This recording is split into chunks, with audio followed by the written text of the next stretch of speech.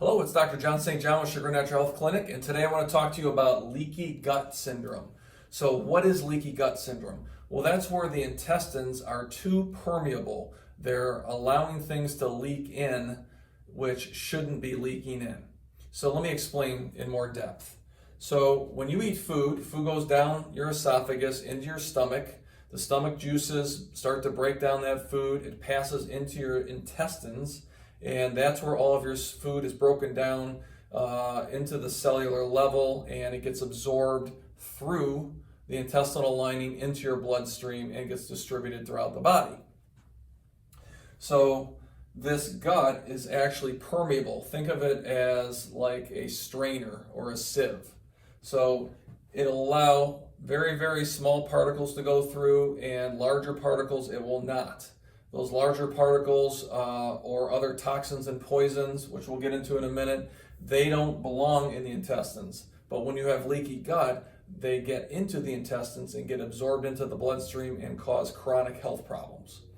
So when you have leaky gut, you're going to have little holes here, okay? You're going to have, the sieve is going to be too wide, and you're going to have junk getting in there, which is not good for you. And there are many, many causes that create this leaky gut syndrome.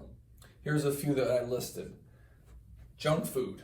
So cookies, candies, cakes, fast food, all that stuff has preservatives, pesticides, herbicides, fungicides, heavy metal, junk, for lack of a better term. That'll irritate the intestinal lining, causing it to start to leak. I circled, or I listed pesticides, heavy metals. Nutritional deficiencies can cause leaky gut. If you're not getting the correct nutrients in your diet to repair and regenerate the intestines, it's not going to regenerate, it's not going to form properly, and you could have a condition like leaky gut from a nutritional deficiency. Medications. The definition of a medication is a poison, if you really boil it down. And medications, at least many of them, can create leaky gut.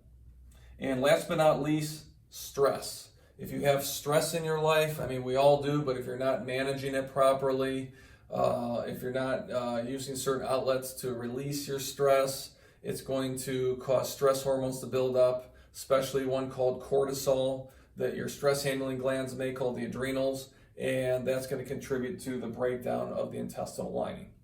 So that's a little anatomy lesson about leaky gut. In part 2, I'm going to get into some solutions for this. See you soon.